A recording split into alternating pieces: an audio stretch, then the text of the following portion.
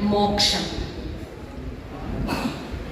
ഒരു കല്ലിന്റെ ഉള്ളിൽ കുടുങ്ങിക്കിടക്കുന്ന വേര് നിരന്തരം മോചനത്തിനായി കാലത്തോടു കേണപേക്ഷിക്കും. ഒരു കല്ലിന്റെ ഉള്ളിൽ കുടുങ്ങിക്കിടക്കുന്ന വേര് നിരന്തരം മോചനത്തിനായി കാലത്തോടു കേണപേക്ഷിക്കും.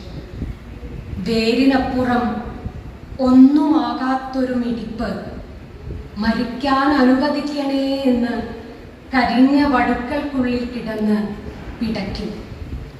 വേരിനപ്പുറം ഒന്നുമാകാത്തൊരു മിടിപ്പ് മരിക്കാൻ അനുവദിക്കണേ എന്ന് കരിഞ്ഞ വടുക്കൽക്കുള്ളിൽ കിടന്ന് പിടയ്ക്കും. ഒന്ന് പൊട്ടിയൊലിച്ചാൽ ഉരുളു പൊട്ടും പോലെ പുറത്തെന്തോ നടക്കുമെന്ന് കരുതുന്നവരോട് നൂലുപോലെ ഒരു നാരു മാത്രമാണ് ഞാനെന്ന് മൗനമായി പറയും. കല്ലിന്റെ ഉറപ്പിൽപ്പെട്ട് ചതഞ്ഞു മുറിഞ്ഞ ഉടലിലേക്ക് ഒരു തുള്ളി പോലും ഊർന്നിറങ്ങാനിടയില്ല. വേര് സത്യാഗ്രഹമിരിക്കും, പട്ടിണി കിടക്കും, സമരമുറകൾ മാറ്റി നോക്കും. അറ്റം നീണ്ടുവെന്നോർത്ത് ഒരു മരമാകുമെന്ന് വേരിന് നിരൂപിക്കലേയില്ല. അറ്റം നീളാത്തത് കൊണ്ട് ചത്തൊടുങ്ങുമെന്ന് കരുതിയിട്ടേയില്ല.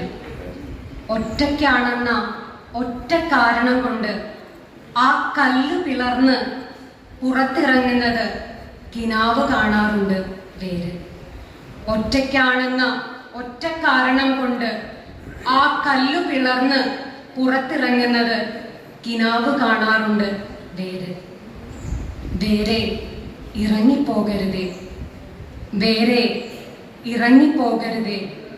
നീ കൂടി ഇറങ്ങിയാൽ ഈ കല്ലിൽ ഞാൻ ഒറ്റയ്ക്കാകുമെന്നൊരു ദൈവം വേരിനോട് പ്രാർത്ഥിക്കാറുണ്ട്.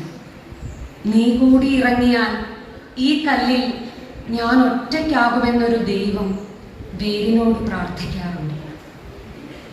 കവിതയുടെ പേര് ഒരു മുറി സവാള.